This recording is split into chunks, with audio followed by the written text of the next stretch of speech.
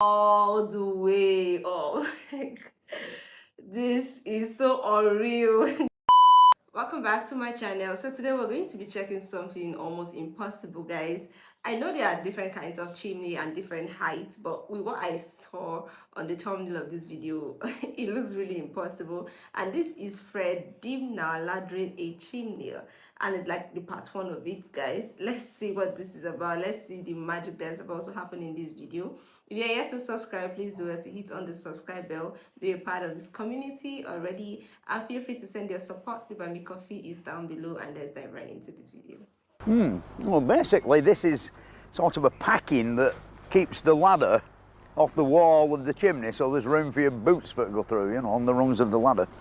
There's two schools of thought in this. One that, tying them on with string is time consuming and all that, which it is. But the thing is, when it's being pulled up the side of the chimney, by my mate here, it bangs against something, it only busts the string, you know. Like the other school of thought is have a metal construction that's bolted to the ladder, which when that hits an iron band or something like that, it busts the bloody ladder, you see. String is cheaper than brand new ladders. So, but it does take a bit of time for tie them all on. That's the only problem. All right. He's so serious. I mean, he's not like a very younger guy. He's like in his mid-age, not even like his old-aged man, but not very aged. But you can tell that he's not a very young man, and he doesn't have so much strength. And he's trying to dare this. He's already crazy. Maybe he's just trying to pull a stunt, guys. He's just trying to prank us or something. So let's check. Right. Now it's going to be just underneath the third rung, so there's room for your boots. So where's it going? They've just got to be just underneath the third rung, so there's room for your boots there. If you tie it on there, it's amazing how it gets in way. It's in the wrong shop because there's no room for your feet.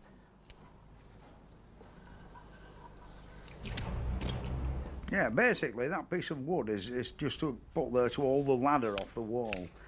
Here we are drilling the first hole in which there is an hole actually there that's just been pointed up. So knocking the first dog, which will be the hole fast at the base of the first ladder, as you might say. Then goes the plug wood, which, as you can see, it don't go in very far, but it's quite far enough, it's quite safe. And that's what's termed as a dog. Then I'm going to knocking in now. And the next stage is to the piece of rope. It's called a lashing, and it's a piece of rope about 5 foot long with a loop spliced on one end, as you can see. The next stage is to prop up a ladder and climb up it as though you were going up to clean the bedroom window. And then about 5 feet from the top of that ladder, you drill another hole, but in our case the hole's already there. You drill another hole as plumb and straight above the one below as you can get it, and insert another piece of plug wood and another dog.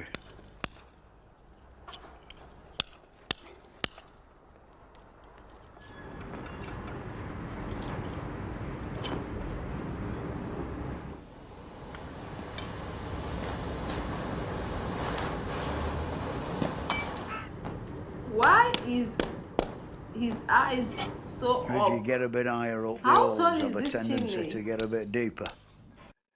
How tall is this chimney? Why is that guy looking all the way up? This is so unreal, guys. It's so unreal. I think it's called fear.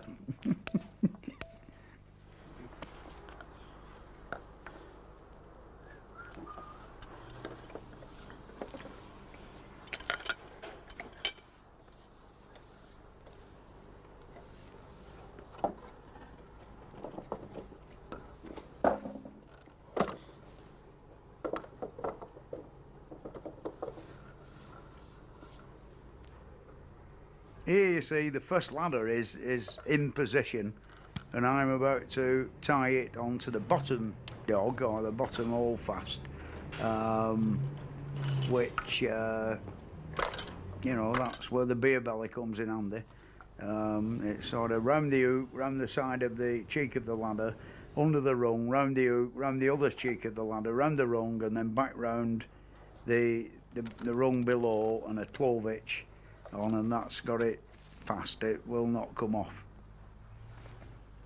And the thing to do also is use as much of the rope up as you can, because in a gale the ends start to blow about, and the whipping comes off the end of the rope, and then you've got one with like a cat o' nine tails end on it, you know, blowing about in the wind.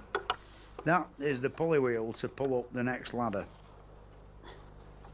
Here the next operation is to tie the ladder to the top dog, or the top holdfast that you've just knocked in, without tying it to the haulage rope, you know, because you sometimes, if you're not paying attention or you're trying to talk to somebody who's mithering you on the floor, you end up lapping it round. You see how easy it would be to lap it round the haulage rope. Yeah, that's it. That is now, the bottom ladder is now firmly fixed and as good as it'll ever be to the wall of the chimney. And the next operation is to climb up to the top of that ladder and sit astride the top iron rung and reach up as far as you can and drill another hole in the brickwork, which of course it's very easy for me. This guy is energetic. He's really energetic. I mean, for this age and what he's doing, I could only imagine what he was doing as a younger person. Wow. It's unbelievable. Because having done this thing about 7 times before and used exactly the same holes every time, I know exactly how far I'm reaching and where I'm going, and it's quite an easy operation to keep the whole stack of ladders in a very straight line.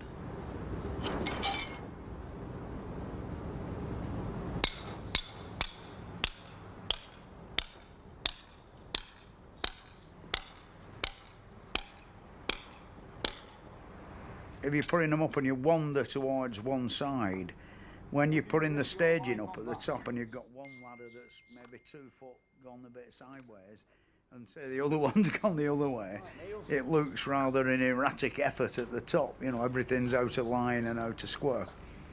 Now we've drilled the hole approximately 5 feet above the top of the bottom ladder and hooked on the pulley wheel. Now this is where the tricky bit comes in. The second ladder is tied on approximately 9 rungs from the top, which is about midway.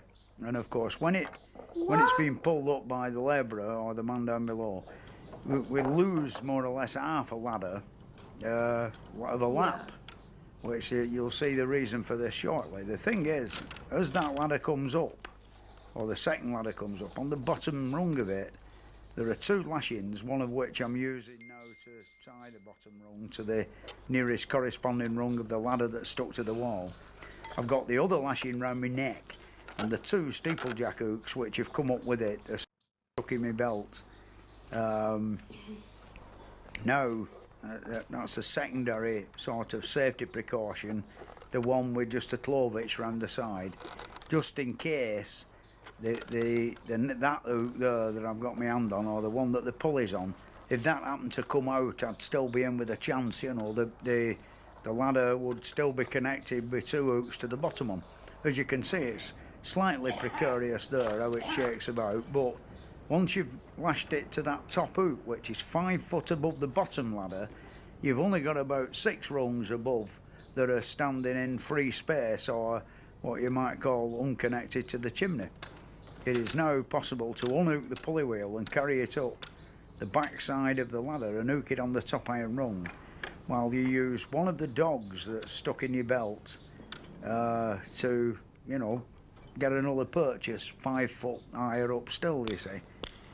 And once you've drilled that hole and put the dog in, you can lift up the pulley wheel onto the dog, which of course one end of the rope is still attached to the ladder that you were sat on, And then you'll see in a minute where when I come down and untie that ladder, my man at the bottom pulls and up goes the whole 21 pins of the ladder onto the top of the bottom.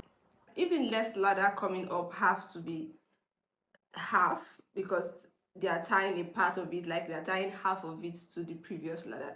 I'm just wondering when or how long it's going to take him to get to the top of the chimney, and how long or how much energy he's still going to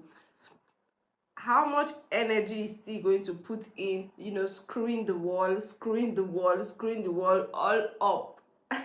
This man is so energetic. I mean, this is wild.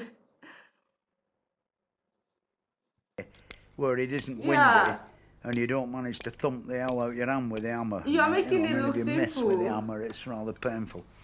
There goes the pulley wheel down the ladder. Untie the lashing at the top that's holding the top of the ladder.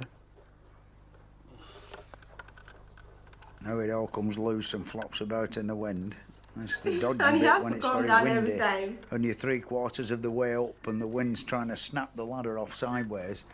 It's quite exciting. And there's the secondary lashing on the side, and then finally the one at the bottom. When you've released it at the bottom, it's at the mercy of the man on the floor and the wind.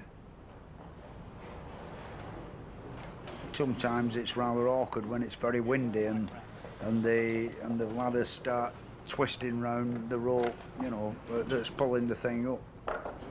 Guys, I can't help but have to see the end of this video. I've already started this series and I'm so curious to what is going to happen. I see the technology, or rather the techniques he's working with. He's making everything look really simple. With the man down there, I was thinking that when he screwed the wall, he has to go down to get another ladder. But you can see that the rope he tied down and the person dragging it to just take the ladder to the next step and then to the next step, and it looks pretty easy, but wow, this is a bold step and I want to see how he's going to run that to the top of the building. Don't go anywhere, stay tuned until we see the end of this video together, guys, and do not forget to subscribe so you get notified when next I upload them. And until next time, bye bye.